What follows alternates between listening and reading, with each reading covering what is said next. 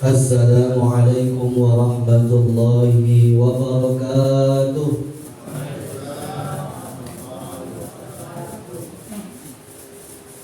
Anak raja pergi menyelam, pulang menyelam membawa ikan. Dari bunyi sambutan salam nampak banyak yang belum makan. Ulangi sekali lagi ya Bu. Assalamualaikum warahmatullahi wabarakatuh.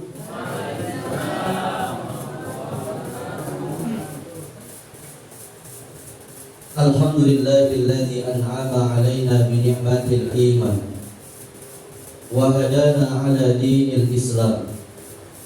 Asyhadu an la ilaha illallah wahdahu la syarika lah al-maliku haqqul mubin. Wa asyhadu anna sayyidana Muhammadan 'abduhu wa rasuluh al-mab'utsu rahmatan lil 'alamin. Allahumma shalli wa sallim wa barik 'ala sayyidina Muhammadin wa ala alihi wa ashabihi ajma'in. Subhanaka la ilma lana illa ma 'allamtana innaka antal alimul hakim. Rabbi ishrah li sadri wa yassir li amri wa hlul 'uqdatam min lisani yafqahu qawli.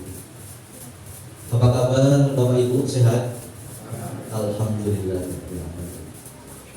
Bersyukur kepada Allah dengan ucapan alhamdulillahirabbil alamin.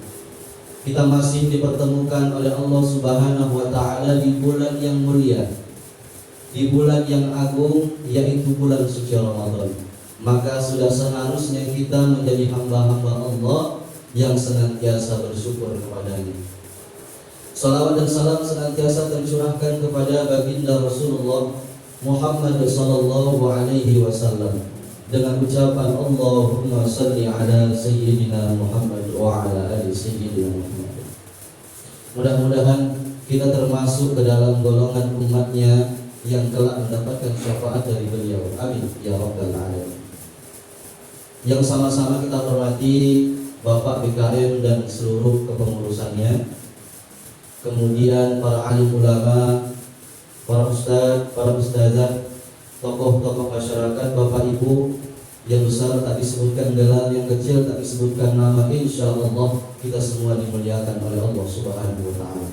Amin ya rabbal alamin. Tadi sudah dijelaskan bahwa kami dari komunitas sahabat surga. Maka ada satu pantun lagi Bu.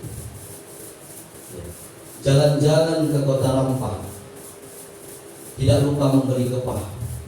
Kehadiran kami sahabat surga bukan hanya untuk tausiah, tapi yang terpenting adalah menjalin ukhuwah Islamiyah. Jadi kami yang masih muda-muda ini Pak Bu, kami merasa begitu dangkallah pemahaman kami tentang Islam ini. Tapi kami insya Allah punya semangat untuk mensiarkan agama Allah, bahwa anak-anak muda, para remaja itu memang adalah generasi yang nanti akan melanjutkan Islam ini. Maka insya Allah kami mohon doanya. Dan insya Allah kalau Bapak Ibu punya anak-anak remaja yang insya Allah bisa gabung di komunitas sahabat surga serta muda-muda, insya Allah kami siap untuk sama-sama membina agar mereka memiliki pemahaman Islam yang baik. Bapak Ibu jamaah yang dirahmati oleh Allah Subhanahu wa taala, Ramadan itu kata Allah Syahrul Mubarak. Ramadan itu adalah bulan keberkahan. Kenapa Allah katakan bahwa Ramadan itu sebagai bulan keberkahan? Karena memang Ramadan ini adalah tempatnya kita melakukan amal kebaikan sebanyak-banyaknya. Betul kan? Ibu diam. Jadi Ramadan ini tempat untuk banyak melakukan kebaikan amal saleh, baik itu yang sifatnya diwajibkan oleh Allah maupun yang sifatnya itu sunnah. Itu disebut dengan ibadah makhluk. Apakah itu saja kebaikannya? Tidak. Ibu-ibu biasanya momen Ramadan ini senang berbagi. Betul Bu? Ya, berbagi kepada tetangga.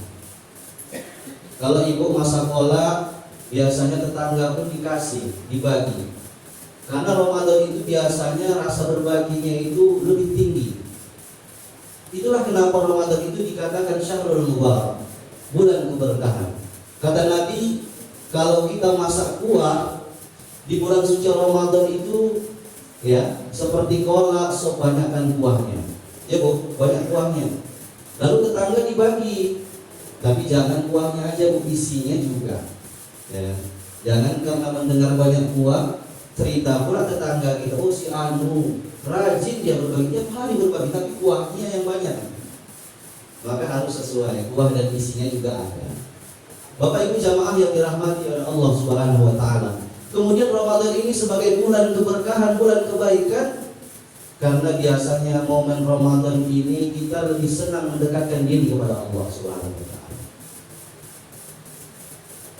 Di beberapa tempat Bu, tidak sebutkan nama, menjaga kode etik jurnalistik. Biasanya Ramadan itu penuh masjid dan mushola, melimpah ruah. Ramadan pertama, kedua, ketiga, keempat, kelima sampai ke-10. Tapi sayang, sungguh disayang, kalau sudah masuk Ramadan 21 sampailah 30 misalnya, mulailah nampak sedikit mushola dan masjid. Betul Bu? Di sini tidak. Enggak kan Bu? Oh baik. Tapi jamaah yang lain. Di beberapa tempat sunyi musola itu paling tinggal berapa saf saja. Insya Allah di musola Al-Mukhayyir ini insya Allah jamaahnya istiqomah. Kemana semua jamaah yang aktif dulu sering rajin tarawih? Puasa Ramadan pertama sampai ke-20 kemana jamaahnya? Bapak-bapaknya barangkali lelah capek bekerja. Ibu-ibu kemana? Ibu-ibu beli kue. Buat kue. Betul Bu? Kemana lagi? Belanja, beli baju hari raya. Betul atau betul Bu? Betul. Ternyata orang pematang setra ini jujur Ibu. Apakah kita tidak boleh kemudian melakukan itu? Boleh. Tapi tetap harus kita itu istiqomah. Karena Ramadan itu Bapak Ibu seperti main sepak bola sebenarnya. Kalau awalnya semangat, penentunya itu adalah akhir. Siapa yang akan menang, siapa yang akan berhasil itulah penentu skor. Siapa yang masih tetap bertahan itulah pemenang. Jadi sangat disayangkan kalau Ramadannya itu momen-momen terakhir itu justru sunyi. Sangat sayang sekali. Makanya begitu dulu para sahabat, di masa para sahabat ketika mereka itu saat berada di Ramadan terakhir, kota Mekah itu sunyi. Kemana mereka? Tidur? Tidak. Tapi mereka semuanya iktikaf di masjid Allah. Mereka merasa sedih ketika ditinggalkan Ramadan, dan mereka juga merasa sedih apakah mereka bisa bertemu dengan Ramadan tahun depan. Insya Allah kita diberikan keistiqomahan oleh Allah Subhanahu wa taala. Bapak Ibu jamaah yang dirahmati oleh Allah Subhanahu wa taala. Berapa menit yang waktu yang diberikan kepada saya kira-kira? 1 jam tahan Bu. Belum makan ibunya katanya. Jadi biasanya di beberapa tempat saya itu mengisi tausiah, saya bikin akad dengan jamaah. Supaya apa? Karena kalau yang namanya jamaah ini berat mendengarkan. Kalau awal ini berapi-api menyampaikan tausiah, mantap. Jamaah berair-air kan? Jadi kita juga harus sepakat dengan jamaah. 30 menit ya Bu. Kalau misalnya 30 menit waktunya lebih, berarti materi saya belum selesai. Tapi kalau kurang dari 30 menit berarti paham saya sudah habis. Itu saja intinya. Bapak Ibu jamaah yang dirahmati oleh Allah Subhanahu wa taala. Saya mau tanya sama ibu-ibu, ya. Setiap perkara yang kemudian diwajibkan oleh Allah Subhanahu wa taala kepada kita, kira-kira berat atau mudah? Salat misalnya. Ini adalah perintah dari Allah Subhanahu wa taala. Puasa misalnya, zakat misalnya. Apakah ini semuanya adalah memberatkan kita? Berat Bu? Tidak. Jadi setiap perkara yang sebenarnya diwajibkan oleh Allah Subhanahu wa taala kepada kita itu tidaklah berat. Tidaklah sulit, karena Allah sebagai Al-Khaliq itu tidak ingin memberatkan hambanya. Apa kata Allah di dalam Al-Quran? A'udzubillahi minasyaitonir rajim. La yukallifullahu nafsan illa wus'aha. Allah tidak ingin membebani seseorang itu melainkan sesuai dengan kesanggupannya. Kemudian Allah Subhanahu wa taala mengingatkan lagi di dalam Al-Qur'anul Karim, a'udzubillahi minasyaitonir rajim. yuridullahu bikumul yusra wa la yuridu bikumul usra. Allah tidak ingin menjadikan kita itu, Allah sebenarnya ingin memudahkan kita dan tidak ingin menyulitkan kita. Artinya apa Bapak Ibu jamaah yang dirahmati oleh Allah Subhanahu wa taala? Perintah yang Allah perintahkan, salat, puasa, zakat, itu tidaklah membebani kita sebagai seorang muslim. Lalu bagaimana kalau kita itu merasakan kesulitan? Kenapa kita merasa sulit? Salat misalnya. Kita sulit mungkin karena kita itu sedang safar dalam perjalanan, atau kita sedang dalam keadaan sakit. Maka Islam itu punya solusi, yaitu rukhsah, kemudahan. Apa kemudahannya? Ketika kita sakit, kita boleh sholatnya itu duduk. Ya kan Bu? Ibu pernah sholat duduk? Karena sakit tidak bisa berdiri, boleh duduk. Kalau tak sanggup kita duduk, berbaring. Tak sanggup kita berbaring, maka dengan isyarat. Tak sanggup lagi, nah berarti sudah dekat-dekat lagi. Itu adalah kemudahan. Jadi Islam ini mudah, tapi bukan untuk dipermudah. Bapak Ibu jamaah yang dirahmati oleh Allah Subhanahu wa taala. Lalu contoh yang lain apa? Puasa. Jadi ada beberapa teman itu yang cerita bahwa puasa ini yang paling berat itu menahan lapar. Karena kebetulan kawan itu kerjanya kuli bangunan. Terasa. Ada kawan yang kerjanya di kantor, kebetulan yang paling berat itu menahan haus. Karena dia bekerjanya di ruang ber-AC, kering tenggorokannya. Ya, Bu. Jadi esensi berpuasa ini sebenarnya apakah cukup menahan lapar dan dahaga saja? Tidak. Tapi esensi berpuasa itu justru kata Allah untuk menciptakan manusia-manusia yang bertakwa kepada Allah Subhanahu wa taala. Jadi Bapak Ibu, kalau kemudian kita itu sedang sakit dalam perjalanan, adakah rukhsah dalam berpuasa? Ada. Boleh kita tidak berpuasa kalau memang darurat. Perintah dari dokter, konsultasi dari dokter, jangan berpuasa karena kita memang sakit, tapi tetap diqadha setelah keluar Ramadan. Ada kemudahan sebenarnya Islam ini, tapi jangan jadi alasan pula untuk mempermudahnya. Bapak Ibu jamaah yang dirahmati oleh Allah Subhanahu wa taala, begitu juga dengan zakat. Jadi zakat yang kita keluarkan itu sebenarnya tidak ingin memberatkan kita, tapi justru untuk mensucikan harta-harta kita. Jadi Bapak Ibu jelaslah bahwa setiap yang diperintahkan oleh Allah Subhanahu wa taala dan setiap yang dilarang oleh Allah Subhanahu wa taala sebenarnya adalah mudah. Kuncinya hanya satu. Apa? Makanya temanya tadi adalah Ramadan pengokoh keimanan. Kuncinya adalah letaknya di iman. Bapak Ibu jamaah yang dirahmati oleh Allah Subhanahu wa taala. Orang-orang beriman itu ketika memenuhi seruan dari Allah Subhanahu wa taala, mereka itu jawabannya sami'na wa ata'na. Kami mendengar dan kami taat, bukan sami'na wa asoina. Kami mendengar dan kami tidak mau melaksanakan. Mereka mendengar dan mereka mau mengerjakannya. Sama Bapak Ibu jamaah rahimakumullah, orang yang sholat 5 waktu sehari semalam, dia merasa rugi kalau meninggalkannya itu karena di dalam hatinya keimanannya itu sudah kokoh. Bukan hanya sekedar sholat itu memenuhi hajat kewajiban saya, tapi sholat itu dijadikan momentum untuk melakukan interaksi kepada Allah Subhanahu wa taala. Begitu juga dengan puasa.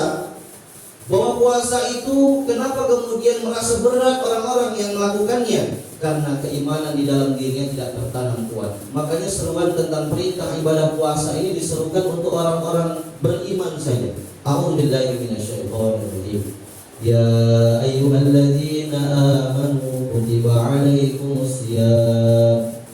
Seruannya itu untuk orang-orang yang beriman. Jadi Bapak Ibu, kita ini sedang menjadi tamu Allah Subhanahu wa taala. Kenapa? Langsung Allah Subhanahu wa taala yang mengundang kita. Kenapa kita diundang? Karena kita adalah orang-orang yang beriman.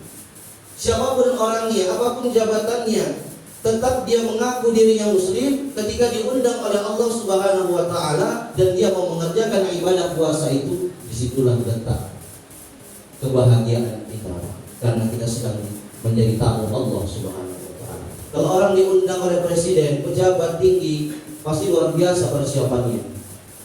Luar biasa, 1 minggu sebelum bertemu mau siapkan baju yang paten, pakai jas, pakai sepatu yang kilat, semuanya serba dipersiapkan. Apa bedanya kalau kemudian kita bertemu dengan bulan suci Ramadan, kita sedang diundang langsung oleh Allah Subhanahu wa taala. Maka justru ini menambah semangat kita, menambah kebahagiaan kita bahwa kita ini sedang dipanggil oleh Allah Subhanahu wa taala. Maka esensi dari ibadah puasa itu bukan hanya menahan lapar dan haus. Begitu imsak tiba, tidak ada satupun makanan dan minuman yang lewat dari tenggorokan kita. Bahkan tidak boleh kita melakukan sesuatu yang membatalkan ibadah puasa sampai azan berkumandang. Allahu Akbar, Allahu Akbar. Azan berkumandang. Kita bangun tidur, tiba-tiba azan maghrib, padahal azan asar. Kalau puasa sering tidur gitu dia, dengar azan rasa-rasanya mau buka.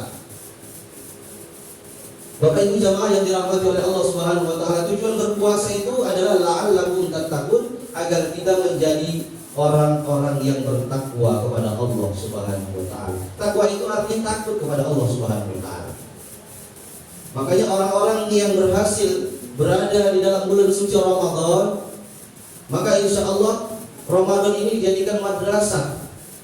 Dan insya Allah ketika keluar dari Ramadan, begitu mudahlah untuk meninggalkan, untuk melaksanakan perintah dan meninggalkan larangan Allah Subhanahu wa taala.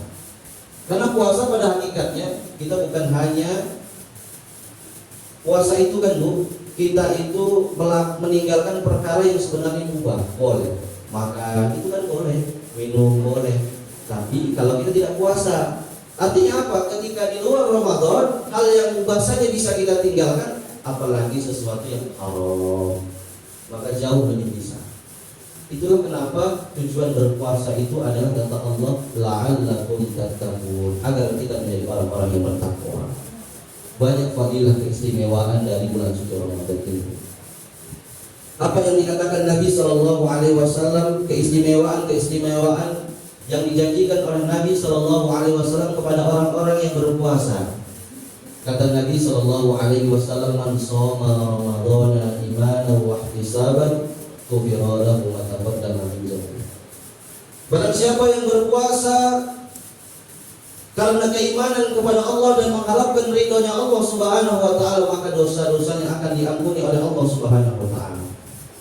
Senang enggak kita diampuni dosa kita? Ada kira-kira di sini manusia atau hadirin sekalian yang tak punya salah dan dosa? Tak mungkin, Bapak. Jadi kita semua punya dosa. Dan dosa itu yang tahu hanya Allah Subhanahu wa taala. Jadi Bapak Ibu, kalau di dinding rumah kita yang cantik itu ada sebuah paku, kemudian ternyata di dalam rumah kita yang cantik itu ada bekas lubang karena bekas paku. Ada tamu yang mau datang, ada tamu yang mau berkunjung ke rumah kita. Kira-kira apa yang kita lakukan? Menutup lubang itu. Karena kita yang tahu itu buruk, jelek dipandang. Begitu juga dengan Ramadan ini, Bapak Ibu jamaah rahimahumullah. Kalau kita melakukannya dengan keimanan dan mengharapkan ridho Allah Subhanahu wa taala, insya Allah keburukan-keburukan kita, dosa-dosa kita ditutupi oleh Allah Subhanahu wa taala. Tidak akan dihisab di hadapan Allah Subhanahu wa taala. Makanya kata Nabi Shallallahu Alaihi Wasallam, ada amalan sifatnya harian, ada amalan sifatnya mingguan, dan ada amalan sifatnya tahunan. Amalan harian itu sholat, dari sholat satu sampai sholat yang lain itu menggugurkan dosa-dosa kita. Ibarat kita mandi di tepi sungai 5 kali sehari semalam. Tak ada lagi yang namanya daging, tidak ada lagi yang namanya kotoran, bersih. Begitu juga dengan amalan mingguan.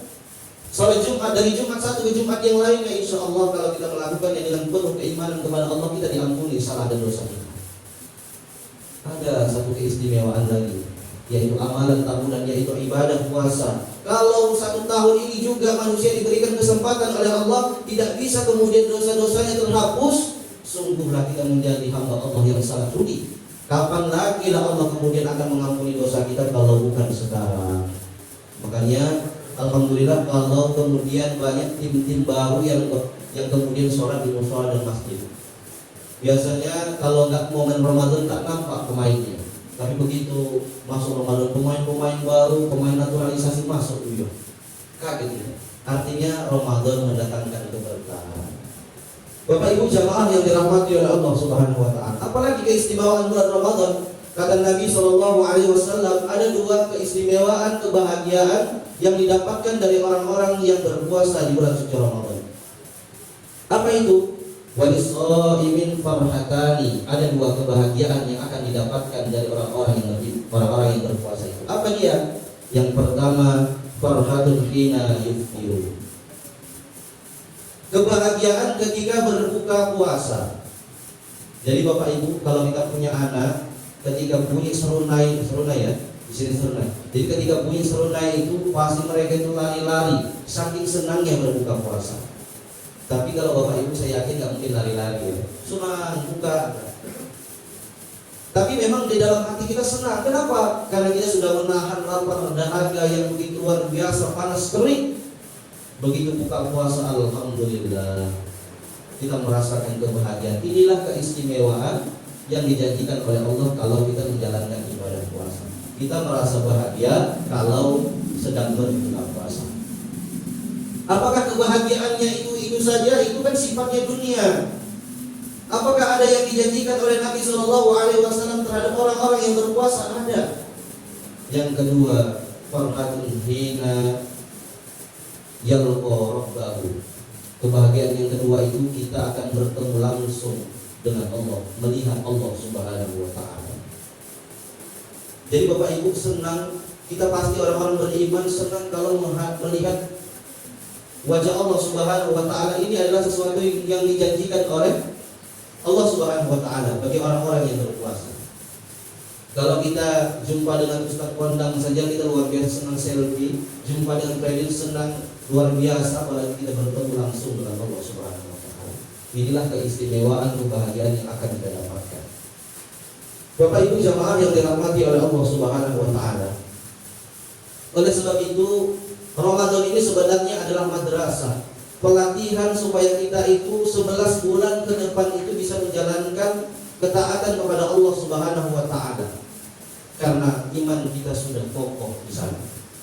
Karena iman kita sudah ditempa di Ramadan ini. Maka insya Allah setelah keluar Ramadan kita bisa melakukan ketaatan kepada Allah Subhanahu wa taala.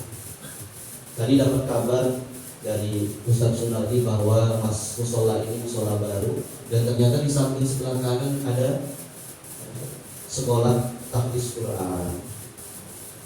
Nah, ini adalah menunjukkan suatu kebaikan, bahwa di mana-mana itu hari ini sudah terlihat bahwa spirit semangat Islam itu sudah mulai muncul. Anak-anak kita itu sudah mulai dekat dengan Al-Quran, menghafalkan Al-Quran tadi. Membacanya mereka senang, mereka juga menghafalnya. Jadi kalau teringat masa lalu dulu, kalau kami dulu sebenarnya merasa sedih. Justru di era modern ini, justru kita menyaksikan anak-anak itu justru gemar mereka untuk dekat kepada Al-Quran, bahkan menghafalnya. Ada yang usia 6 tahun sudah hafal 2 juz, bahkan usianya 10 tahun hafal 30 juz beserta posisi-posisinya. Ini menunjukkan bahwa ada sesuatu yang insya Allah menunjukkan kebangkitan Islam, bahwa ketika Al-Quranul Karim itu senantiasa dibaca, senantiasa dihafal, dan Al-Quran itu senantiasa kemudian diamalkan, dipraktekkan di dalam kehidupan, bahkan disampaikan, didakwahkan, insya Allah mendatangkan keberkahan hidup. Kenapa? Karena mustahil dengan Al-Quran itu kita justru bermaksiat kepada Allah. Justru sesuatu itu menjadi dekat dengan Allah Subhanahu wa taala. Makanya kata Nabi SAW, ketika persoalan-persoalan apapun yang kita hadapi di dalam hidup ini, kembalikan kepada Al-Quran. Punya masalah keluarga, kembalikan kepada Al-Quran. Bagaimana cara mengurus anak supaya mereka itu menjadi orang-orang yang soleh, kita kembali kepada Al-Quran. Bagaimana Islam mengajarkan. Jadi ketika kita kembali kepada Al-Quran, seluruh problem yang kecil, bahkan persoalan yang besar, insya Allah tuntas. Hari ini sebenarnya keinginan dan kemauan saja yang tidak ada. Kalau umat Islam punya kemauan, keinginan, momen Ramadan ini sebenarnya bisa untuk melakukan perubahan. Perubahan yang seperti apa? Perubahan secara pribadi, perubahan di tengah masyarakat secara kolektif. Kalau mau menyelesaikan persoalan-persoalan kehidupan, maka kembalilah kepada Al-Quran. Karena semua sudah tuntas di dalam Al-Quran. Kenapa orang-orang barat itu kemudian mereka mau mengkaji Al-Quran? Karena mereka tahu di dalam Al-Quran itu seluruh persoalan kehidupan ada. Tapi justru sangat disayangkan kalau hari ini kita jauh dengan Al-Quran. Kita meninggalkan Al-Quran. Kita memisahkan antara agama dengan kehidupan. Inilah yang tidak dibolehkan dalam ajaran Islam. Bapak Ibu jamaah yang dirahmati oleh Allah Subhanahu wa taala, untuk mendatangkan keberkahan di masyarakat kita, alhamdulillah sudah ada tempatnya untuk kemudian membaca Al-Quran, menghafalkan Al-Quran, mencetak generasi-generasi Quran, dan akan mendakwahkan Islam. Insya Allah masyarakat kita akan menjadi masyarakat yang Islam. Makanya kata Allah di dalam Al-Quran, sebenarnya kuncinya adalah keimanan dan ketakwaan kita kepada Allah. Setiap keimanan yang kokoh, ketakwaan yang kokoh, insya Allah persoalan kehidupan itu akan tuntas. Makanya kata Allah, walau anna ahlul qura amanu wattaqau lafatahna 'alaihim barakatin minas sama'i wal ardh. Jikalau penduduk suatu negeri itu beriman dan bertakwa kepada Allah, maka Allah akan turunkan dari langit dan bumi keberkahan. Kalau beriman dan bertakwa kepada Allah. Makanya kota Mekah itu Bu, kering kerontang. Kalau Bapak Ibu pernah umroh, pernah haji, kering pada pasir itu. Bahkan kita lemparkan kayu jadi tongkat di sana. Kalau kita lemparkan di rumah kita lemparkan kayu jadi tanaman saking suburnya. Tapi anehnya di sana itu tidak ditemukan dulu di masa Rasulullah dan para sahabat orang-orang miskin. Kenapa? Karena keimanan mereka kokoh, karena ketakwaan mereka itu kokoh. Maka kata Allah, walau an ahlul qura amanu. Jikalau penduduk suatu negeri itu beriman dan bertakwa kepada Allah, Allah akan turunkan keberkahan dari langit dan bumi yang tidak disangka-sangka bisa terjadi. Kalau sekarang semua serba sulit, ya Bu. Banyak pun kemudian tanaman yang ada di belakang rumah kita sulit, juga minyak goreng. Ya Bu, minyak goreng sulit, mahal pula. Ibu-ibu paling tahu lah harga minyak goreng. Kami tak tahu lagi. Bapak Ibu jamaah yang dirahmati oleh Allah Subhanahu wa taala, kesimpulannya adalah Ramadan itu akan menjadikan kita, menempah kita agar mengokohkan spirit keimanan kita kepada Allah. Dan hasilnya kita akan menjadi orang-orang la'allakum tattaqun, agar kita menjadi orang-orang yang bertakwa. Mungkin itu saja yang bisa saya sampaikan pada kesempatan kali ini. Kepada Allah Subhanahu wa taala saya mohon ampun, kepada Bapak Ibu saya mohon maaf kalau terlalu lama. Terima kasih saya ucapkan, saya akhiri. Billahi taufiq wal hidayah. Assalamualaikum warahmatullahi wabarakatuh.